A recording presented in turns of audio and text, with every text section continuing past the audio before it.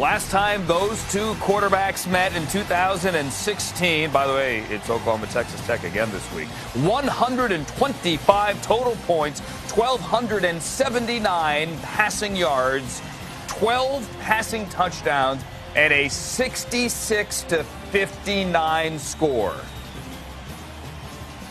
I know, looking back on it, he had, I think, 800-plus total yards, and they were 20 of 25 on third down. So I think if we can keep him from completing 20 of 25 third downs, then we'll have a better chance of winning. It's cool to watch knowing that we all were kind of in the same spot at one time. And, yeah, that game was crazy. I mean, it's a lot of numbers, but I wish we'd have came out with the win in the end.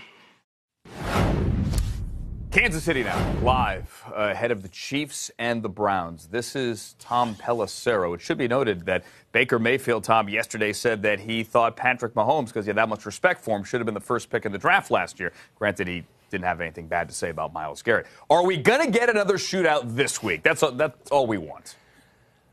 Andrew, I don't know if anybody's throwing for 700 yards on Sunday like Mahomes did in that game a couple of years ago, although with the way the Chiefs' offense is rolling right now and the way that both these defenses have hemorrhaged big plays this season, I guess you can rule nothing out. Now, these two quarterbacks go back a ways. Mahomes recalled yesterday that when he took his visit to Texas Tech years ago, he was hosted by Baker Mayfield as well as Davis Webb, the former Giants' third-round pick. Now, Mayfield transferred out to Oklahoma before Mahomes arrived on campus.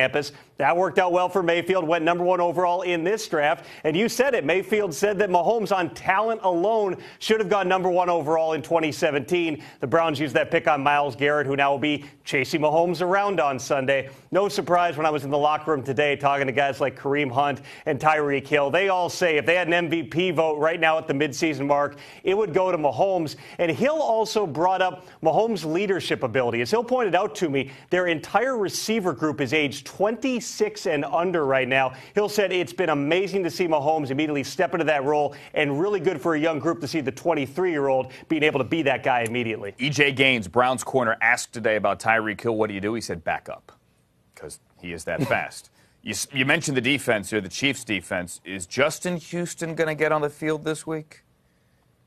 Well, we saw Justin Houston as well as Anthony Hitchens out there at least going through stretching and individual periods today. But the expectation was both were going to be pretty limited in practice. Hitchens is dealing with bruised ribs. There's nothing broken there, but he's just still really sore. With Houston, this hamstring injury now has kept him out for the past 3 games. So we'll see how he progresses now here through the next 72 hours. Still no sign on the practice field of safety Eric Berry, the 5-time Pro Bowler. Tore his Achilles in the 2017 opener, has not played this season because of a heel injury. That's left a big void on the back end of that Chiefs defense, along with the absence of their other starting safety, Daniel Sorensen, who is eligible to return this week off of injured reserve. But Andy Reid said yesterday, if the game were happening now, Sorensen would not quite be ready. Now, you mentioned Houston, of course. He is a big pass rush threat, had 22 sacks years ago. He's been that guy in the past. One player who stepped up with Houston out is Dee Ford, today named AFC Defensive Player of the Month. He had 6 sacks in October, 4 forced fumbles. It felt like all of them happened